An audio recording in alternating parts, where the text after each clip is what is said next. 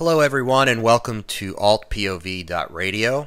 Our guest today is Sam Osmanagic, and for those of you who don't know, this is a very interesting. He has a great story, and there's a lot going on surrounding Dr. Sam, as he likes to be called.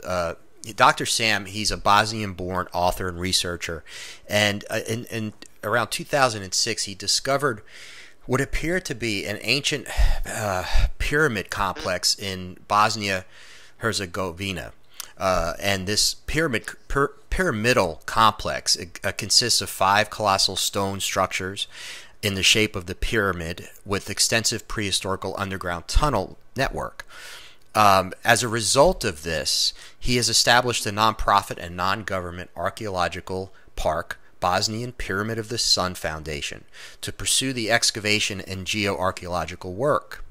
He teaches at the American University in Bosnia as an anthropology professor who specializes in Bosnian megalithic sites.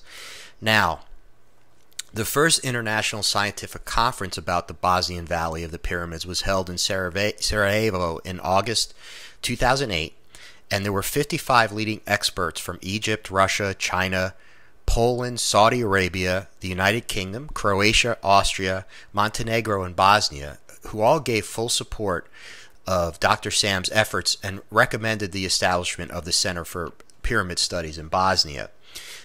Dr. Sam lectures extensively and promotes the Bosnian Valley of the Pyramids project and also archaeological tourism in that region. He is a member of the Archaeological Society of Alexandria and became the first honorary citizen of the town of Visoko in 2006. He has been admitted as a foreign member of the Russian Academy of Natural Sciences from Moscow, which is one of the most respected scientific institutions in the world, and he holds his doctorate degree in sociology of history. Dr. Sam, thank you so much for being on today. We're really excited to talk about this. Thank you for your time. Well, thank you, and especially for the introduction. You know, I've known about this for a while now, and when I talked to one of my partners at altPOV.tv, I was so excited when there was an opportunity to talk to you because, well, why don't you tell us? A great way to start would be, tell us how you first discovered these ancient pyramids. Well, Jack, it's saying that everyone has the destiny in this life. For over 25 years, I've been researching the ancient civilizations and pyramids in particular. And I've concluded that pyramids are not built only in Egypt and Mexico, as they've been teaching us in schools, but they are everywhere on all 6 continents. There are 250 of them in the central Chinese province of Shanxi. They are in Cambodia, they are in Indonesia. They are even in Australia, 7 of them near Brisbane. There are 155 of them in Egypt, 224 in Sudan, 43 in the island of Sicily, tens of them in Canary Islands, Mauritius, Peru, Bolivia, Guatemala, Honduras, El Salvador, Belize, Mexico, even US, Cahokia Pyramids. So that was the first thing. And my PhD was in the Mayan studies, and I've seen hundreds of them in the jungles, covered by soil and vegetation. So it seems when I was ready, an invisible hands brought me back to my country of Bosnia in 2005.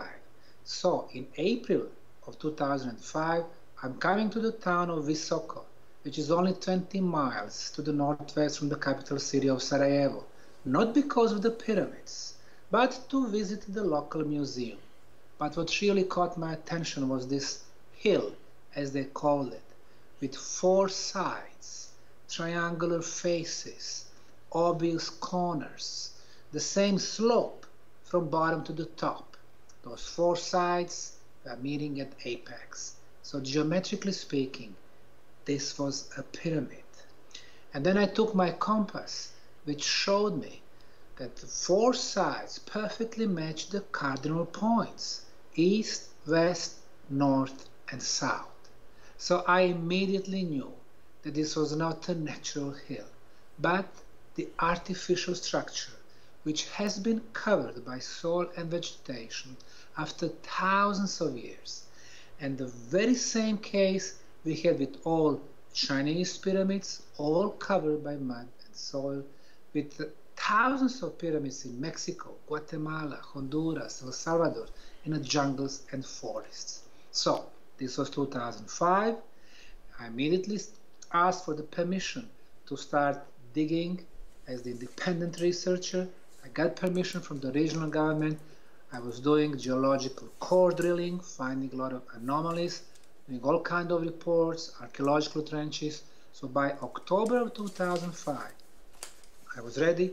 I published my first book about the discovery, and I had a press conference in Sarajevo where I announced the news to the world that the first pyramids in Europe have been discovered.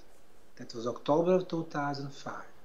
Now, 9 years after, we can conclude, after 360,000 hours on archaeological digging, lab analysis, sample testing, and radiocarbon dating, that we have the first complex of pyramids in Europe. It's amazing. And so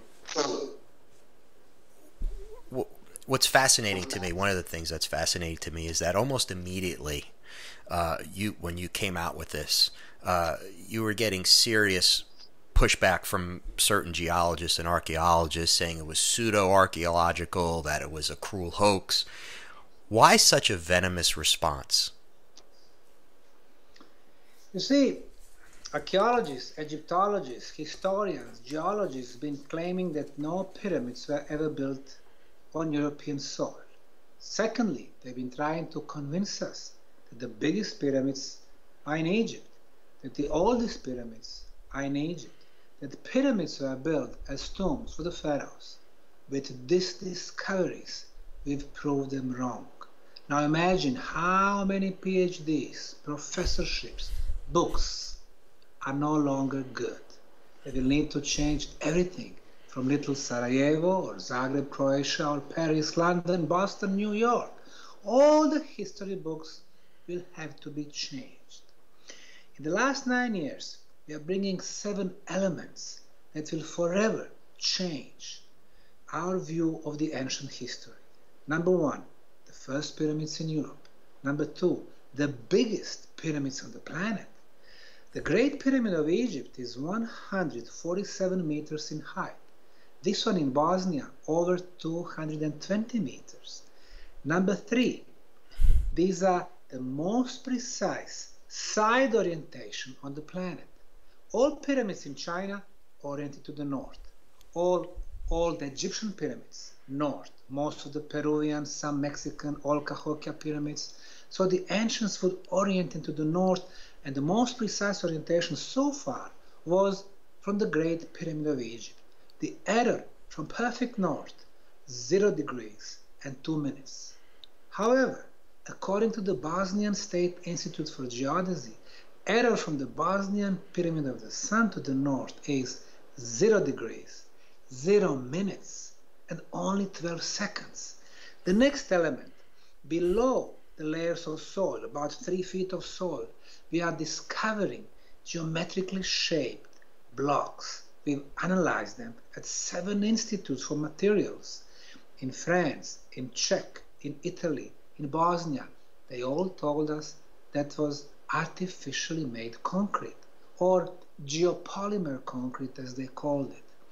Now, when it comes to concrete, the main element for the quality is the hardness.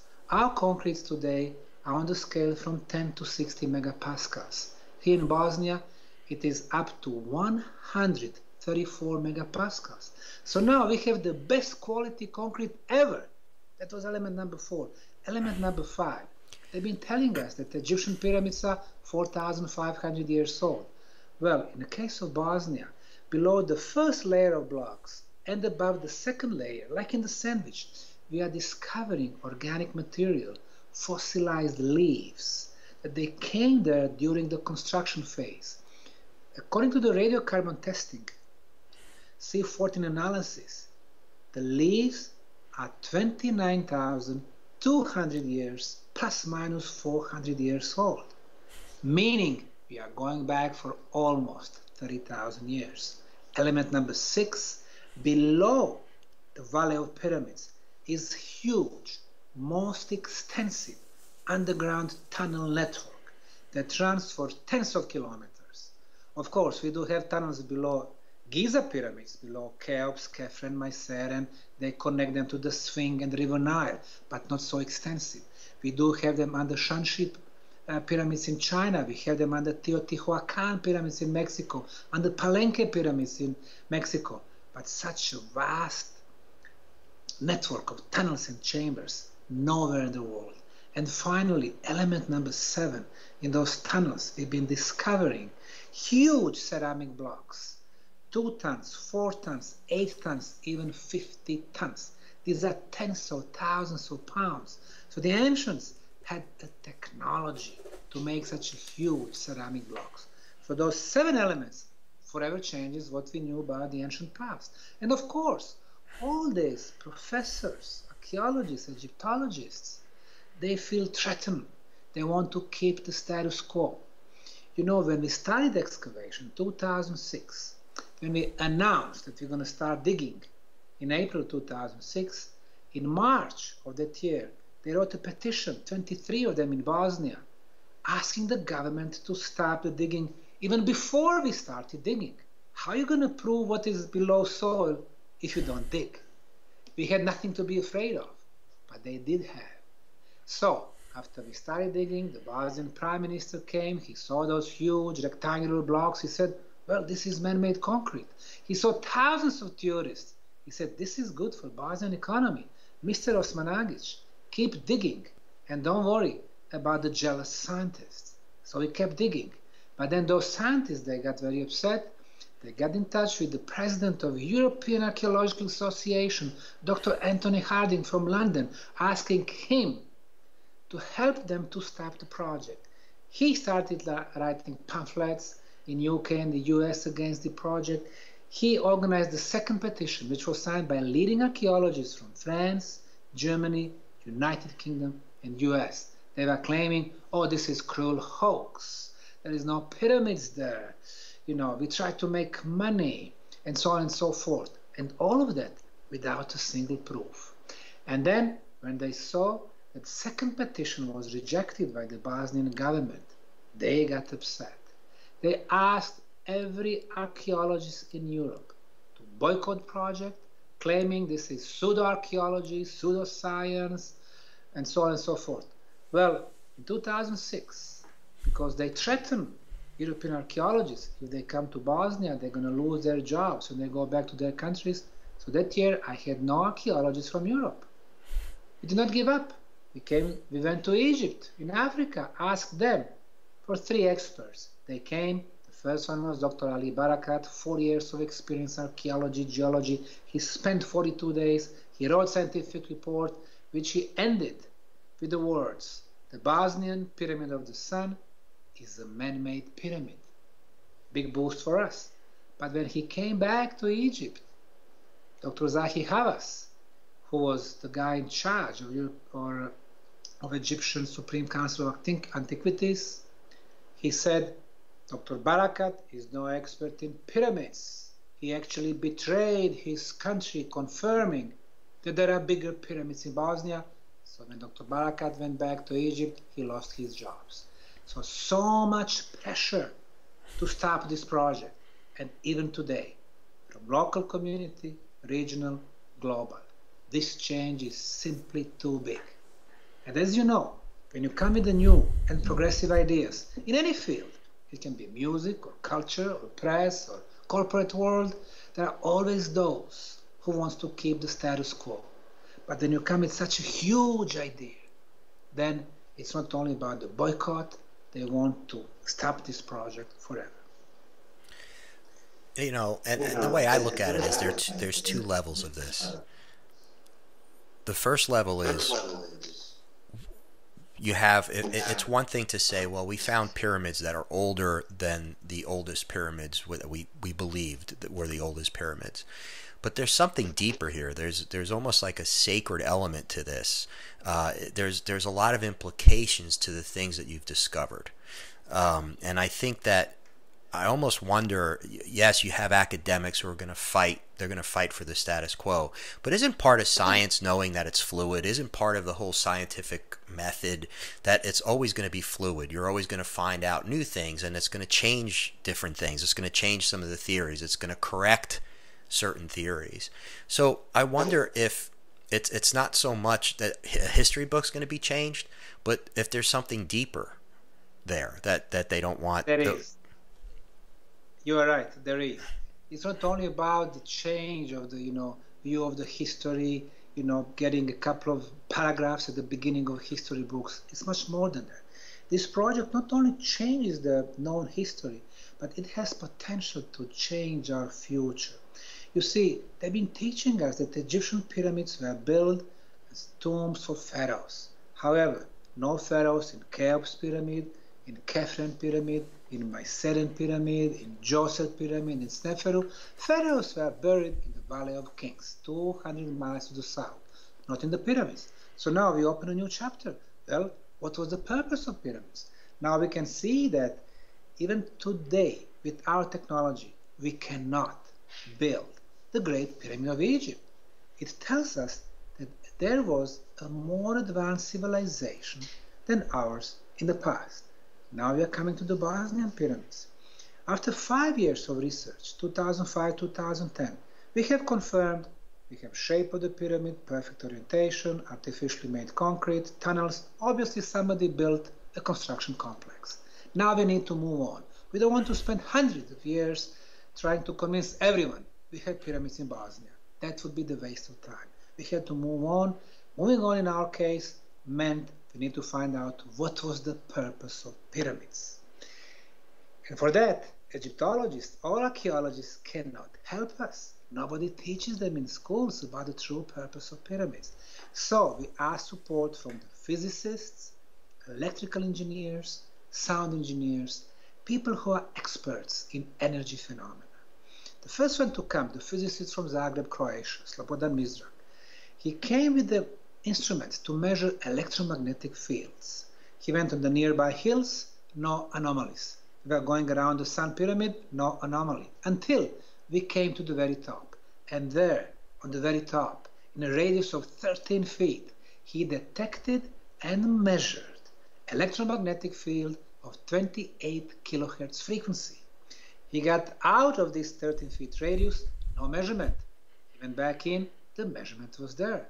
So it meant that this electromagnetic field does not go left or right, but it goes up as some type of the beam, energy beam. 3 months later, we had Serbian electrical engineer, Mr. Goran Marjanovic, who confirmed that. Later that summer, sound engineer Heikki Savolainen and anthropologist Professor De Beltoris from the University of Trieste, Italy, they all independently confirmed this phenomenon. Well, in science, when you have 4 independent teams confirming the same thing at different times with their own equipment, it means it's international scientific verification of the phenomena. Which one? Well, this energy beam, which is focused, continuous, going through the top of the pyramid. Mother Nature does not make energy beams like this, but you have to have artificial structure. So the conclusion is the Bosnian Pyramid of the Sun is not only the biggest pyramid, but the oldest energy machine on the planet, which has been working continuously for 29,200 years, being a first perpetual motion machine on the planet. And not only that, we measured the strength of the signal. On the top, on the surface, 9 feet higher, another 9 feet higher. Every time we lift this sonda, the strength of the signal was getting stronger and stronger and stronger. Now the physicists could not believe. They said, well, the way our technology works is closer to the source of the energy, the signal is stronger. You move away, signal is getting weaker and weaker and weaker. But since everything is upside down in this little country of Bosnia, our pyramids work differently. You move away from the pyramid, the signal is getting stronger and stronger and stronger. How to explain that? Well, if we name our technology Hertzian technology, let's name this phenomenon non-Hertzian phenomenon. In 21st century, we don't have technology which is based on non-Hertzian waves. But the guy who was born just 200 miles to the west from Bosnian Pyramids was experimenting in his lab in Colorado Springs in 1899 and 1900 with the non-Hertzian technology. And his name was Nikola Tesla. Tesla invented a transformer with which he was able to send energy beams wirelessly from one end of his lab to another one, 55 feet away. And he was able to light up the light bulb even if it was burned. And just before they are going to burn down his lab, because he was becoming a threat to the mainstream science with his idea and innovations, he did the last experiment. He sent an energy beam to the ionosphere around our planet. It reflected. It was coming back to the Earth much stronger, non-Hertzian phenomenon. And then he lit up 10,000 homes. So, for the first time, one scientist in our civilizational cycle has proven that clean energy was possible, that wireless transportation of energy was possible, that the non-Hertzian phenomenon was possible, that unlimited quantities of energy were possible, and finally, that free energy was possible. Have American corporations accepted these inventions? Of course not. How will JP Morgan sell the free energy and make money? Instead, he supported Edison. They started investing a lot of money in hydro, thermal, nowadays nuclear power plants, spending again a lot of bucks to build those expensive transformers, power lines, losing 20 to 50% of the energy so they can sell it to us, end users, for a lot of money. And this is how the profit economy works. So now we are realizing that the pyramids are free energy devices. And not only that, with this energy beam going through the top, which is getting stronger and stronger, it can go not only through the ionosphere, but through our solar system and probably reach almost any other solar system in our galaxy. So once you establish connection with some other planet, then you can move the frequencies through that energy bridge. So the pyramids are becoming very powerful communication devices from distant past, proving that we indeed had very advanced civilizations. So, like you said, your hint was, well, it's not only about the change of the history. It is not. It's much more than that. It is about something that will get interest from NASA, from intelligence, from all other agencies. This is much more than just another archaeological discovery. Right, and that's one of the reasons why I think you've had so much resistance, and I think we're trained to think in a linear way, right? So when you think about the natural progression of civilization or the natural progression of technology, I think that's where a lot of people have a problem, because they're like, well, wait a minute, we're 12,000 to 18,000 years more, should be more advanced than the people who built these things. So how might, you had mentioned it's the Illyrian inhabitants of that region.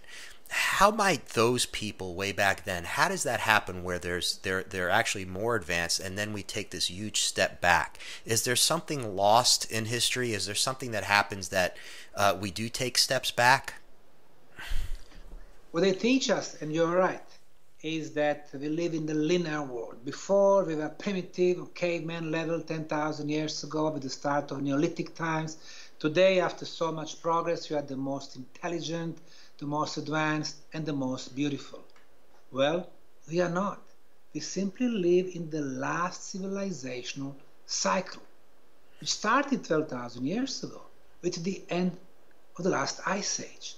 But before this cycle, there was another one.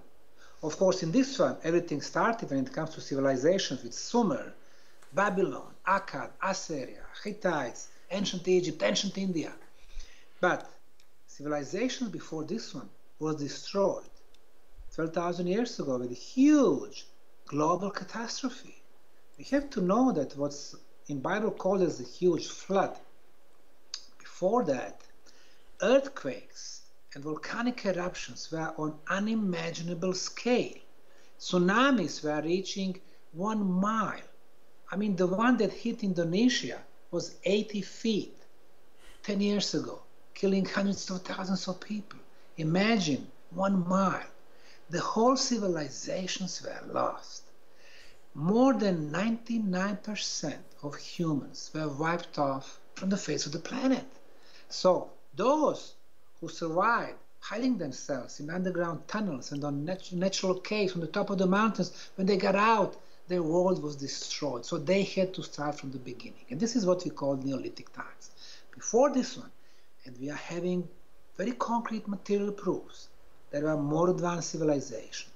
You go to eastern Lebanon, Baalbek, there are stone blocks, 1,250 tons. Our technology, until 15 years ago, were capable to move only 350 tons, 4 times less. So somebody was 4 times more advanced than us. You go in the triangle between Japan's island of Yonaguni, Taiwan, and mainland China. In that triangle, 14 underwater cities were discovered with the huge megalithic structures, megalithic blocks nicely shaped, temples on the bottom of the Pacific floor, 250 feet below the sea level. The last time that the sea level rose for 250 feet was 12,500 years ago, because when those temples were built, they were on the surface. So we have places like that, even Machu Picchu in eastern Peru. They are telling us, oh, it was royal retreat for Incas 800 years ago. Wrong. Incas were only the fourth, the last, and the least developed civilization who came there. Before that, 55,000 years ago, the first, most advanced builders. Then we had 2 more. Then finally, Incas rediscovered the lost city in Andes. So we can see that there are so many places, not to mention pyramids on the bottom of the Atlantic, Caribbean. Now, your question was about the builders of Bosnian pyramids. Now, we call science again. There is a new scientific discipline called anthropological genetics. And thanks to DNA testing, we know the movement and migrations of every nation on the planet. The oldest people in Europe, Basques, in Spain and southern France, 55,000 years ago. The second oldest cultural oasis in Europe, the Balkan, and Bosnia in the central Balkan region, 38,000 years ago. Well, the mainstream science called the oldest inhabitants of Balkan region Illyrians. Well, I call those builders pre- or proto-Illyrians. So if we had 38,000 years ago presence of intelligent man, if we had very pleasant climate, even though it was an ice age, everything north from Austria was covered by ice, Germany, France, Scandinavia, everything south from Austria, Bosnia, Croatia, Greece, Italy, no ice, temperature only 3 degrees less, a lot of greenery, forests, food, water. So we had all the elements. So if the humans were builders, yes, it is possibility, because everything was concentrated here. Right. And I think another misconception is people would say, well, wait a minute, these Illyrians, they didn't have cars, they didn't have cell phones, they didn't have microchips, but I think it's all relative. And I think being more advanced, there's a part of that being more advanced might be more spiritually advanced, advanced in other ways that we think of when it comes to, well, we always think of gadgets and cars and, metal and electronics when we think of we're progressing. But they didn't have to necessarily have all of that to be more advanced. Would that be correct to say that? You are absolutely correct. Well, what we use our advanced technology for? Well, we use it to move the things, the transportation, the communication. But there are different ways to do that. Well, we know that if in Baalbek we have 1,200 tons blocks, in Egypt we have 220 tons blocks, in Peru we have 250 tons blocks, but we don't see cranes. But the blocks are, somebody moved them, sometimes even 600 miles, like from Aswan to Giza Plateau in Egypt. No cranes, no forklifts, no technology as we know it. But the only problem with the weight, with the mass, is the gravitational force. What we do, we fight this gravitational force in most primitive way. We generate more powerful force, and then we lift it. Imagine if you could neutralize this gravitational force. Simply find the proper frequency or the proper sound. You neutralize gravitational force, you move huge block with your finger.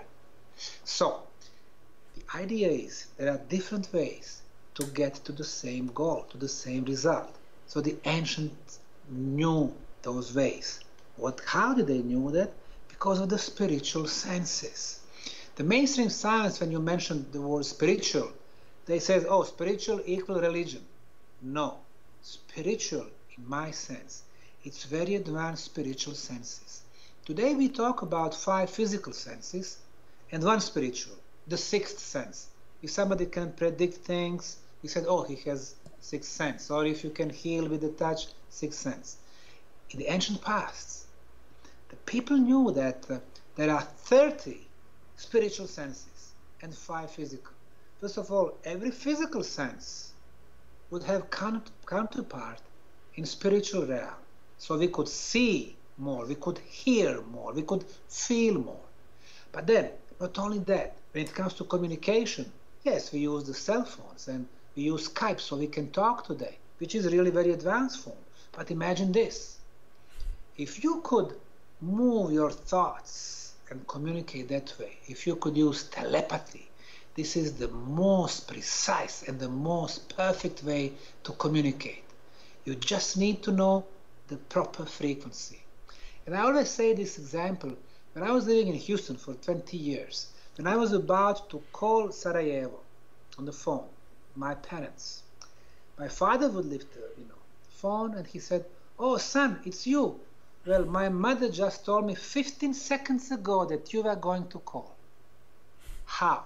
Because the moment you think about something, you generate frequency. And those waves go to someone who can receive them. And the best antenna is, of course, your mother. So, we are talking about something which is in spiritual realm. Then more things around our bodies, bioenergy field, which is called aura. Well, today we don't see aura. They don't teach us as little kids to see the aura. But of course, with a little training and, with advanced techniques, you can see not only the first layer, but all 7 layers of our bioenergy field.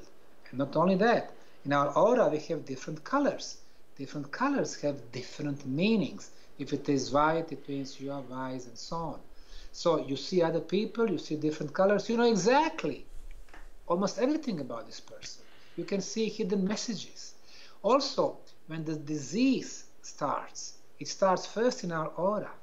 So, if you could see, if you could notice that in other people that they have potential problem which will come to their physical realm, then we could kind of, with our touch or remotely, fix the problem. So these are some spiritual senses which tells us that people in the past were living together. They did not have educational system like we do have today. They did not teach their kids what year Napoleon was born, when he fight his, fights and so on. No, they were finding the way, even to travel through time, to communicate differently. So I would say we were much more complete persons at that time. We had a harmony between our physical and our spiritual abilities. Today, in 21st century, We are at least 99% materialistic beings, going after money. We lost the balance between, nature and us. We behave like we are conqueror of this planet. We are forgetting that, this planet is our mother. When I was naming pyramids in Bosnia, we have 5 of them, the pyramids of the sun, moon, dragon, earth, love. One of them I named Temple of Mother Earth, because Earth is our mother. Dragon, we don't have dragons in Bosnia, but dragon is symbol for knowledge. So I gave respect to the knowledgeable builders. Sun and the moon, there is very characteristic relationship between the shadow of the sun pyramid. You see, as the sun goes on the horizon, as it moves on the horizon, the shadow of the sun pyramid moves, and just before the sunset, it covers the moon pyramid. So in symbolical way, it's saying that the rule of the day and the sun is over, and the rule of the night and the moon starts. And the 5th pyramid, the love pyramid. Archaeologists from all over the world are attacking me for different reasons. And one of them is, why you are giving them such romantic names? Why didn't you name it structure number 25? Well, wait a minute. The words are very powerful. And the most powerful word is the word love. When you name one pyramid with the name love, it means that this huge structure will color the whole valley with the love. And this is the type of messages we want to send out to the world. That's you mentioned one of the reasons you want to continue to excavate and in this on the site to break a cloud of negative energy and allowing the Earth to receive cosmic energy from the center of the galaxy. When you were describing that a second ago, my thought was, and my question that naturally came to mind is, how do we get back to that? We're so disconnected, and we've been led intentionally to be disconnected. How do we get back to that, to the source, to that balance? How do we do this in the world we live in, where there's such powerful forces against that? How do we do it? There are very powerful sources. As we can see, the history of the last cycle, 7,000-8,000 years, we had 15,000 wars. We live in the constant violence. I mean, you see, the negative energy is around us. What we produce, the violence, the jealousy, the envy, all these problems. You try to move, in your corporate world, you got so many problems. You're coming with the nice ideas, so many people against you. The problem is the dark forces, let's call them that way, they are organized so well. And they got everything. They got monopole on knowledge. And through this monopoly, they got all other monopoles. Monopoles on media, on corporate world, on politics, on history books, for millennia already. So I think we need to get better organized. First, we need to start working on ourselves. We simply need to go deep within to find connection between we are physical beings, but inside we have a soul. And soul is what is trying to sophisticate our physical being. That's our connection with the spiritual world. And even deeper is a spirit. And spirit is something that belongs to our Creator. Every one of us has the spirit deep, deep within. So really, for our connection with the Creator, we don't need brokers or religions. We simply go deep within us, and we can recognize that. So once we change ourselves, we start changing people around us.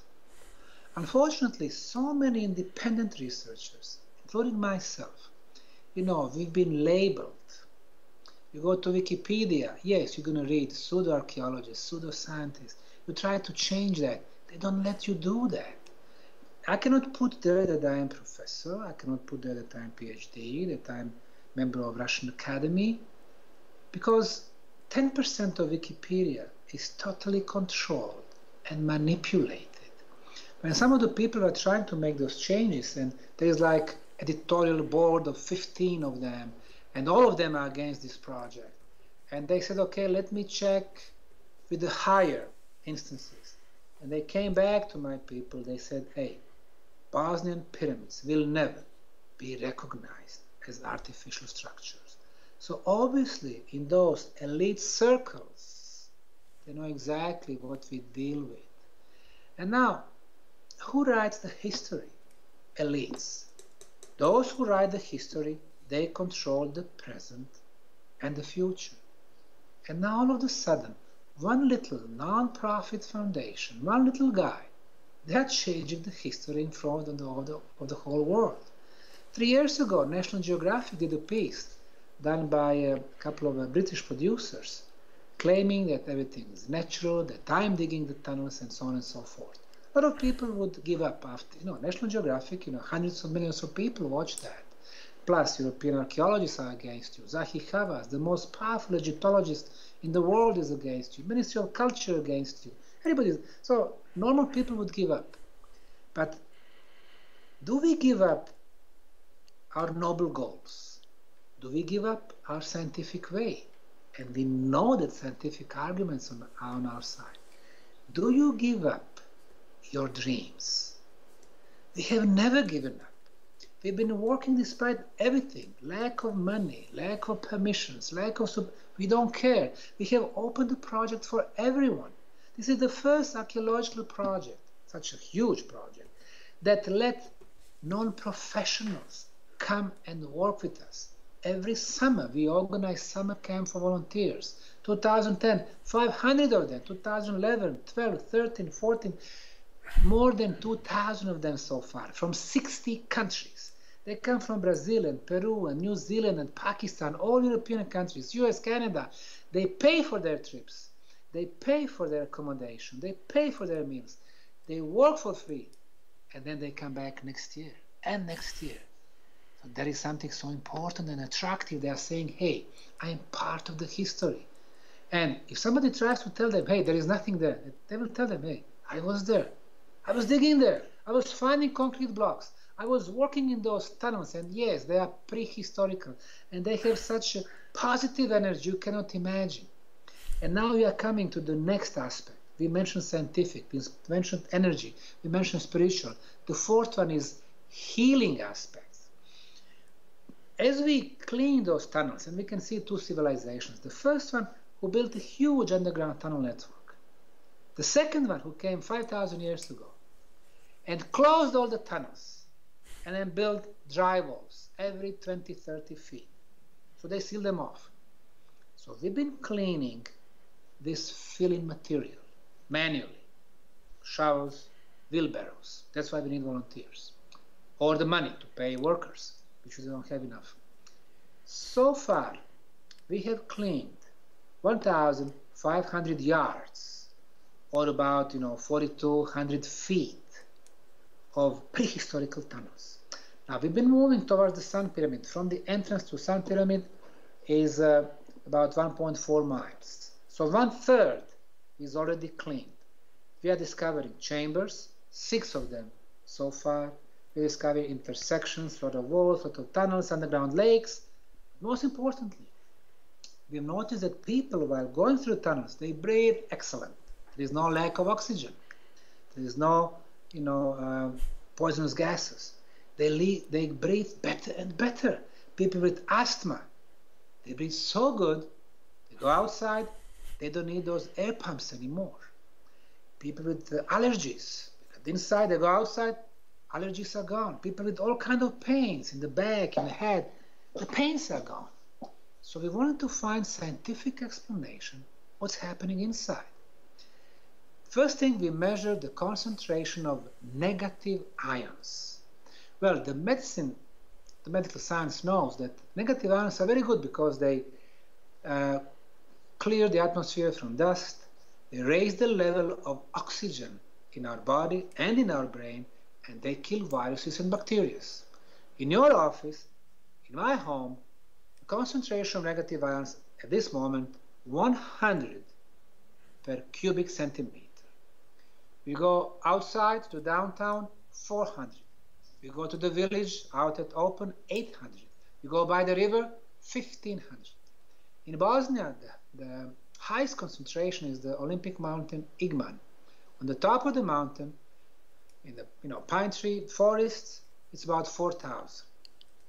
In underground tunnels in Bosnia, under the pyramids, 35 to 40,000, 10 times higher than at the healthiest place. So, somebody built underground healing facility. That was the first element. The second element, we live on the surface of the planet, and we are exposed to a lot of cosmic radiations. Some of them are, very harmful for us, and our body cells fight those radiations.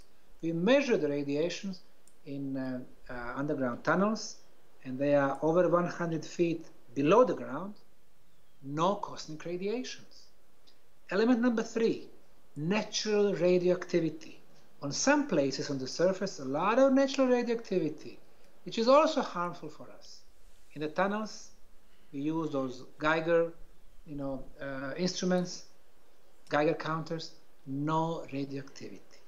So it means that the moment you enter the underground tunnels, your body cells don't have enemies anymore. So they can start doing their job. What is their job? To fix the problems in our body, to start the self-healing process, to start the regeneration process. So the ancients were smart. So now we are talking about the pyramid energy, about the electromagnetism, about the best ultrasound frequencies, about negative ionization, and all this stuff are measurable. So you can scientifically prove them. So when people talk, opponents, against the project, first of all they said, oh, it is only one guy. Wrong. We have hundreds of scientists. They're saying, oh, he's digging some. No. We have permissions. Government knows exactly what we do. We have to submit report every year in order to get renewal for the next year. And then they are saying there is no science there. Well, on the contrary, this is interdisciplinary scientific project in the archaeology. When you see other archaeological projects, pyramids, Egypt, China, Peru, Mexico, only archaeologists, no other scientists. That's why they cannot answer the question, what is the purpose of pyramids? So our project is so different. And then plus, we are saying we are open not only for scientific, but also for other 3 realms, energy, spiritual, healing. So in the last 9 years, we gathered more information and more knowledge about the pyramids than Egyptologists in the last 200 years. And of course, they don't like us. But I think maybe today, some of them, they cannot understand what we are doing with those energy phenomena. But 20 or 50 years from now, they will all follow our path. So I'm hoping it will be that way. I'm hoping the project will continue. And right now, even though it is December, we've been working in the tunnels. It's rather cold outside, but in the tunnels, we clean more and more yards of the new tunnels. When the summer comes, we clean the pyramids from the soil. We are exposing more concrete blocks. Eventually, we're going to come under the pyramid. And who knows what we're going to discover? And that's the beauty of the research. You don't know the answers, but hopefully, if we found 6 small chambers, we're going to find the huge open spaces under the pyramid. If we find the first areas with the little ponds of the water, we're going to probably find underground lakes with the supercharged, super healing water. So the biggest secrets are in front of us, and we are so excited with what we've done, because I can say that this is probably the most exciting project on the planet right now. Right. I want to read something to you because it goes into my next question. It's David Icke, who's an author and researcher, and has done, digs deep, has said about your discovery that whenever a truth is revealed, the so-called elites and their pets attack the supporters with their strongest weapons, ridicule and disinformation. On special occasions where things get heavy, the elites put pressure on officials or use their institutional power in order to achieve their goals. Now, in this case, obviously he's specifically referring to Wikipedia. The closer you get, and what I mean by that is the further you go along in this project and the more you discover deeper and deeper within this pyramid complex, do you expect, you're on the front lines of this war. I would go as far as to say it's a war. You're on the front lines of this now. You have been. What do you expect? Like, is there any concern, or is it just a question of, we have to just keep moving forward on this? Like I said in one of my first sentences, it is about the destiny. This is my destiny during this particular physical life. Right now, the local mafia is against me because they want their piece of cake in the tourism. The mayor is against me. We have some people in regional government against, federal, state. We have in the region, we have archaeological association. But now, so far, it's been cultural establishment. And they have, of course, support of media. You ask me, what do I expect? I do not expect any easier ride. Even though we have so many scientific proofs, we've held 5 international scientific conferences, 120 articles, analysis, and so on and so forth. Now imagine, pyramids, free energy device. So, how about energy lobby, oil and gas? Pyramids, self-healing process. Oops, pharmaceutical industry will not like that. Who are they going to sell their pills, which don't cure the problem, but bringing 10, side effects? And then the communication device, this planet and another one. So now we have intelligence community that will get the interest. So when I said we are not for easy ride, I really meant that. What's going to happen, we're going to see. My only way is to keep project open. More people come here, more people support us, more media support us. It's better for all of us. And I would say that one of the purposes, it's not only about, another Bosnian discovery, it's about the rise of global consciousness. Hey, we are changing the history. It's been false what they've been teaching us. There are other ways in energy, in healing process, in spirituality. So this project is about all of those aspects. Tell our listeners and our viewers where the project, like what exactly is going on now with it, and what's going to be happening in the next months and year, and how they can support it. Tell us a little bit about where it is right now. So it's been 9 years since we started the project. We got 5 pyramids. We've done work on 4 of them so far, but on 2 of them very extensively. The biggest one, the Sun and the Moon Pyramid. On the Sun Pyramid, we are finding huge concrete blocks. We want to expand those areas. Now, we cannot use bulldozers, so it's a very slow process. You need to do everything manually, check every layer, if you can find artifacts, pottery, and so on and so forth. So every year, we extend those uncovered areas. So we are proving that on all 4 sides we have a concrete. We're going to continue with that. But unfortunately, the State Commission for National Monument in Bosnia, they declare that 90% of the pyramid is protected area, not because of the pyramid, but because of a very small medieval fortress which was on the very top. It's been neglected for 550 years since Ottoman came here, but now they are using that as an excuse to stop us. But still, we can work close to the bottom of the pyramid, and that's rather important for us. The most active site is, of course, in underground tunnels, because eventually we're going to get under the pyramid. So really, we need everything. We need labor, we need equipment, we need the money if people want to support us, so we can hire coal miners, some experts who can help us with that. People can help us in so many different ways. They come, they see as a tourist, they talk about it in a very qualified way. They come as volunteers, they work. After that, they do their YouTube pieces, they do little interviews, they do little presentations among their friends and family. public presentations and so on and so forth. We need media.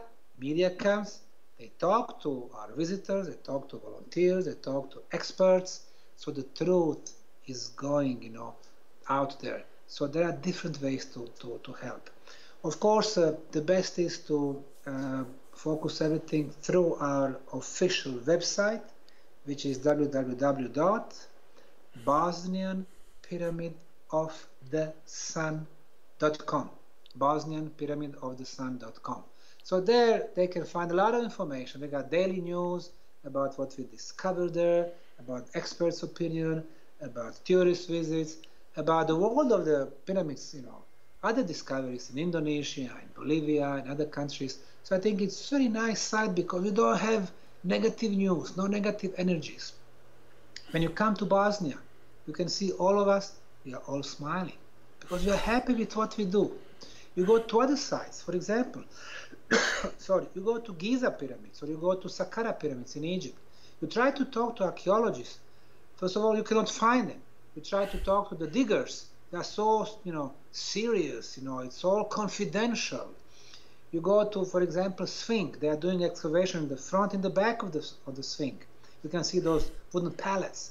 You ask Giza director what they found. Oh, this is confidential. I cannot tell you. Why cannot tell us? This is the knowledge. This is the cultural heritage that belongs to all of us. Right. Egyptian pyramids, Great Chinese Wall, Eiffel Tower, Bosnian pyramids. We have to share. We need society where people will be sharing, that they will be open-minded, with the smiles on their faces. That's the future of our society. Right. Very well said. And I think that there are a lot of people who intuitively know what's happening with this, and I think it's groundbreaking is an understatement. And of course, we're going to do our part from a communication standpoint to tell people about this, share this interview, and we also would like to have you back on. The more you find out, we'll want to follow this story. We want to make sure that this gets out to as many people as possible, because this is fascinating, and I think it's extremely important. It's not just about finding an old relic. This goes way beyond that. So again, Dr. Sam, I can't thank you enough for spending time with us. I want to wish you all the luck in the world, but please, our goal is to keep in touch. We want to be part of that pipeline of information where we can share, because so many people get negative that they go to. So how many people go to Wikipedia? Everyone goes there, and then they read negative things. So we want to balance that, and we want to make sure that people are learning the truth about what's going on and what you've discovered. So again, thank you so much. This was really, really enlightening, and let's keep in touch, and hopefully we'll talk again soon. Wonderful. Well, thank you for the interest. I'll be glad to be back, and I think that there are so many new things to discover, and thanks to people like you, the media very important. The truth needs to go out there. Couldn't agree more. You take care, sir, and good luck. You too. Bye-bye. Okay, bye-bye.